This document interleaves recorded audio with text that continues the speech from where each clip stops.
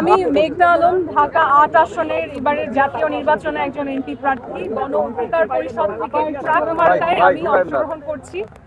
আল্লাহর অশেষ রহমত, আলহামদুলিল্লাহ, যে আমরা আগামীকালকে জানলাম যে আমি বৈধভাবে যে মনোনয়ন পেতে হয় সেটা পেয়েছি, আলহামদুলিল্লাহ।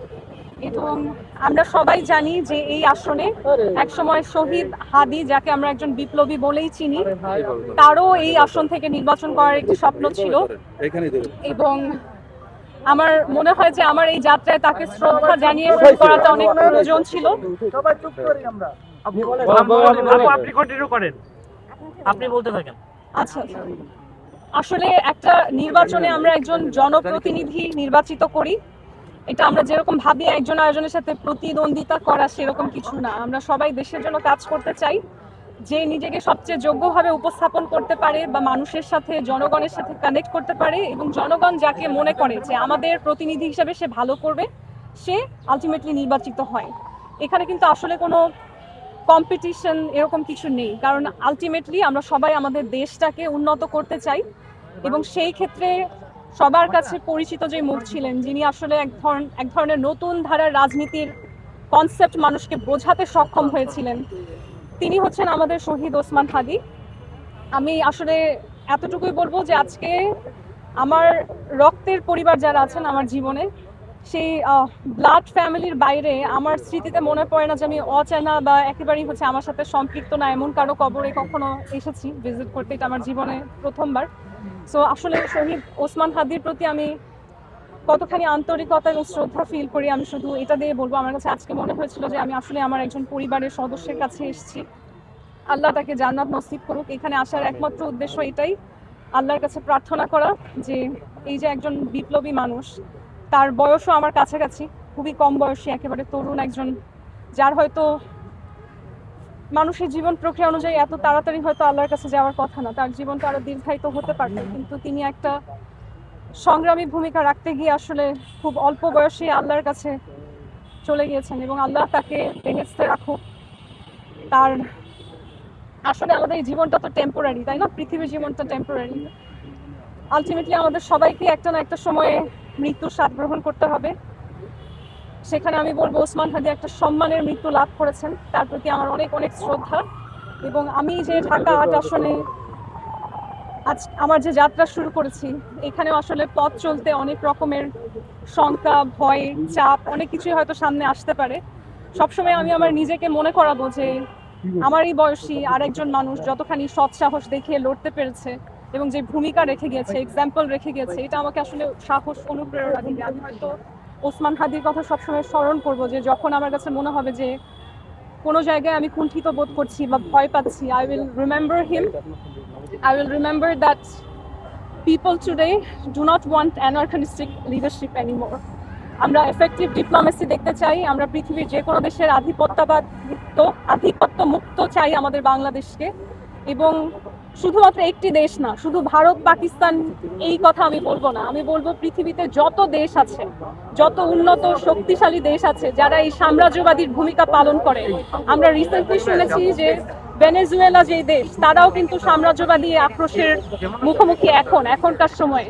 তো আমাদের আসলে আমরা বলি যে রাজা রানীর আমল এখন নেই, এখন মডার্ন যুগ, কিন্তু আসলে কিন্তু পরোক্ষভাবে এখনো এক ধরনের শাসনতন্ত্র সারা পৃথিবীতে কায়েম রয়ে গেছে।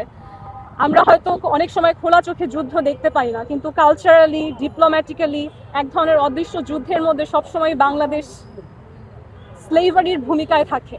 এই ভূমিকা থেকে আমরা বাংলাদেশকে মুক্ত করতে চাই। আমরা চিন্তার মুক্তি চাই।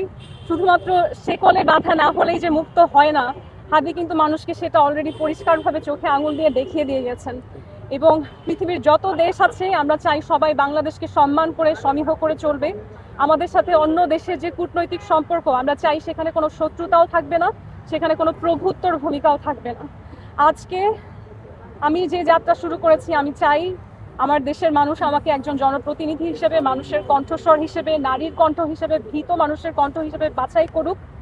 সেখানে আমার সবচেয়ে বড় প্রত্যয় হচ্ছে সেই মানুষের কণ্ঠ হয়ে, বাংলাদেশের কণ্ঠ হয়ে আমি যেন বিশ্বের সামনে আমার বাংলাদেশকে একটা সম্মানিত দেশ হিসেবে প্রেজেন্ট করতে পারি।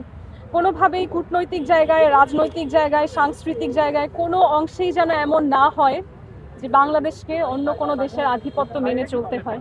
আমরা এখন সমানে সমানে বিশ্বাসী। 2025 সাল, আমাদের স্বাধীনতার অনেক অনেক বছর চলে গিয়েছে। একটা সময় আমরা বলতাম তরুণ দেশ, এখন আমার দেশ তরুণ না, আমার দেশ বার্ধক্যের দিকে চলে যাচ্ছে। It is high time that we are truly independent. আমরা একটা বিশাল গণ অভ্যুত্থান দেখেছি, যার মধ্যে থেকে এই যে এখন আমার বলতে গেলে রাজনীতির বোধ প্রতিটা মানুষের মধ্যে ছড়িয়ে গেছে এই মাস আপরাইজিং এর মাধ্যমে।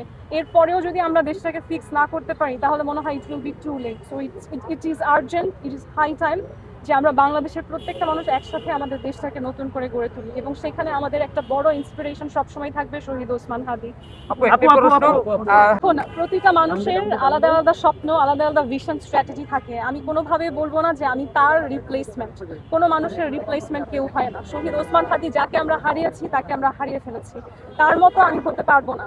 আমি আমার মতন, কিন্তু আমি এটা জানি আমাদের দুইজনেরই একটা মিউচুয়াল গ্রাউন্ড ছিল, আমাদের দুইজনের স্বপ্নেরই একটা মিউচুয়াল পয়েন্ট ছিল। আমরা আধিপত্য মুক্ত বাংলাদেশ চাই, বিদেশি শক্তির আগ্রাসন মুক্ত বাংলাদেশ চাই।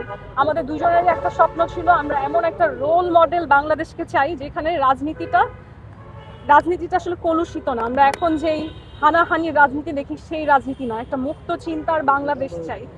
সেই জায়গায় যেহেতু আমাদের একটা মিল আছে, তার প্রতি আমার শ্রদ্ধা আছে, এবং আমরা দুইজনই বাংলাদেশকে নতুনভাবে গড়তে চেয়েছি, সেই জায়গায় আমাদের একটা মিল আছে। আমি কখনোই তার স্থান নিতে পারবো না, আমাকে আমার স্থান তৈরি করতে হবে। এবং আমার আশা করি বাংলাদেশ যেভাবে আলটিমেটলি তাকে বুঝতে পেরেছে, সম্মান জানিয়েছে, আমাকে যেন আমার জীবন দিয়ে সেই জায়গায় যেতে না হয়। আমি যেন জীবিত অবস্থাতেই বাংলাদেশের মানুষের নিরাপত্তা নিশ্চিত করতে পারি।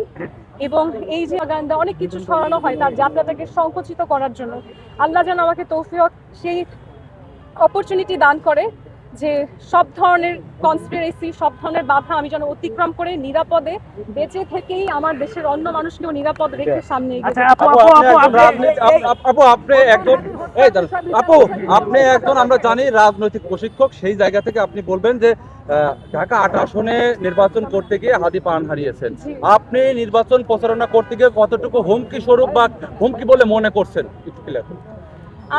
আপনারা জানেন যে আমার উপর অনেক আগে থেকে অনেক শক্তিশালী ক্ষমতাধর মানুষের অনেক হুমকি ছিল, সেগুলাই যখন আমি কখনো পরোয়া করিনি। এখন আমার মনে হয় যে আমার সংকল্পটা ব্যক্তি পর্যায় থেকে অনেকখানি সামনে গিয়ে এখন জাতীয় ভাবনায় পরিণত হয়েছে। এই মুহূর্তে আসলে আমি কোনো হুমকির একেবারেই পরোয়া করি না। আমি মনে করি যে আল্লাহ যদি আমাকে নিরাপদ রাখেন, পৃথিবীর কোনো শক্তি নাই সেটা আমার তাকদীর বদলে দেয়ার। সো তারপরও কিছু অনাকাঙ্ক্ষিত ঘটনা ঘটে যায়, এবং আল্লাহ এটাও বলে যে তোমরা কর্ম করো, তোমরা চেষ্টা করো, নিজেদেরকে নিরাপদ রাখো, বাকিটা আমরা প্রার্থনার মাধ্যমে আল্লাহর উপর ছেড়ে দিই। তো আমি নিজেকে চেষ্টা করবো নিরাপদ রাখার। এবং আজকেও আপনারা যারা আছেন, আপনারা বলছিলেন, সাংবাদিকরাও বলছিল যে আপনার নিরাপত্তা আমি দিব। তো আমি বিশ্বাস করি আমার সাথে যারা আছেন আপনাদেরকে আমি ভরসা করি। দেখেন, এখানে আলাদা কোনো নিরাপত্তার কোনো ব্যবস্থা নেই। আমি মানুষকে বিশ্বাস করে সামনে এগিয়েছি।